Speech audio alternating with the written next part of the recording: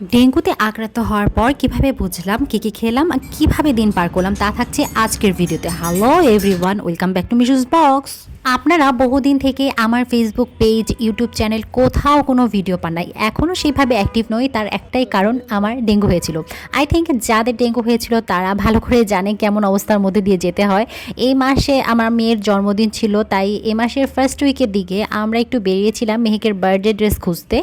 তো বাইরে যাওয়ার আগে আমার হালকা ঘাড় আর চোখ ব্যথা করছিল, যেহেতু আমার লো প্রেশারের একটা সমস্যা আছে তাই অতটা পাতা দিই নাই। তো বাইরে যাওয়ার কিছুক্ষণ পর আমার পুরো শরীরে মনে হচ্ছিল কাঁপুনি ঝাঁকুনি শুরু হয়ে গিয়েছে। আর আমি সবাইকে বলতেছিলাম শীত কি শুধু আমারই লাগতেছে।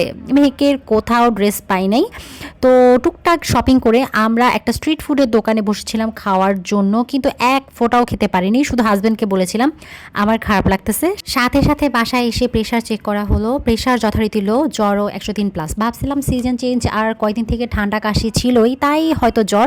নর্মাল নাপা আর ফেক্সো খেয়ে নিলাম। পরদিন সকালে জ্বর অনেকটাই কমে গেল, কিন্তু ঘাড়, মাথা, চোখ ব্যথা এতটাই ছিল মনে হচ্ছিল কেউ যদি আমার ঘাড়ে বা মাথায় বাড়ি দিত তাহলে হয়তো বা আরাম পেতাম। সেই দিন সারাদিন মোটামুটি হালকা জ্বরই ছিল, কিন্তু সন্ধ্যা হতে হতে আবার সেই ধুম জ্বর। চোখে তাকাতে পারছিলাম না, সারা রাত এক ফোঁটাও জ্বর কমেনি। মাথায় পানি দেওয়া থেকে শুরু করে গা মোচ্ছা সব করেও যখন জ্বর কমছিল না, তখন মনে হচ্ছিল সামথিং ইজ রং। এরই মধ্যে আমাদের পরিচিত কয়েকজন ডাক্তারের সাথে কথা বলা হয়েছে, সবাই বলল ডেঙ্গু টেস্ট করাতে। পরের দিন ভোরে আমার হাজব্যান্ড খুঁজতেছিল যে কারা বাসায় এসে স্যাম্পল নিয়ে যায়, যেহেতু আমার ছোট দুটো বাচ্চা, ওদের নিয়ে আমার পক্ষে হাসপাতালে যাওয়া কোনোভাবেই সম্ভব ছিল না।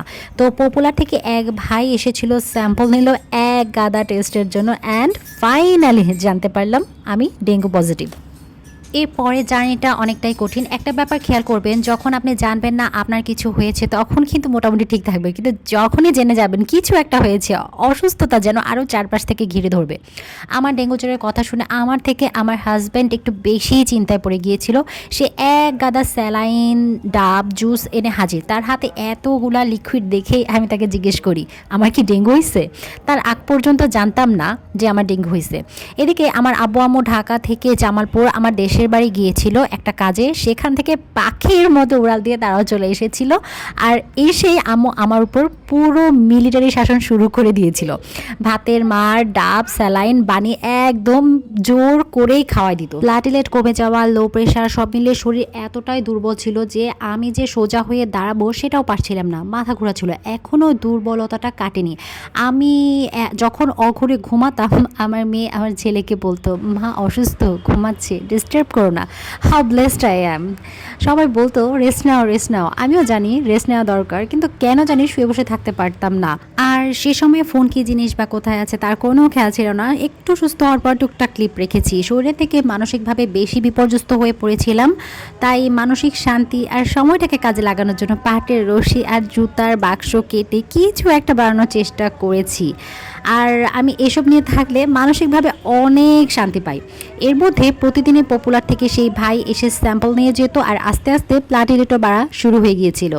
প্রায় 8 থেকে 9 দিন পর কিছুটা সুস্থ হয়ে গেলে এবার নিজেই গেলাম হাসপাতালে শেষবারের মতো সিবিসি পরীক্ষা করতে। আলহামদুলিল্লাহ প্লাটিলেট বেড়ে 2,27,000 হয়ে গিয়েছিল।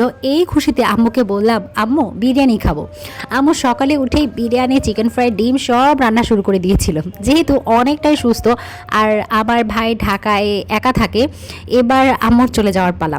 মাদের জীবন হয়তো এমনই, সব ছেলে মেয়েদের কথা ভাবতে ভাবতেই তাদের জীবন শেষ হয়ে যায়।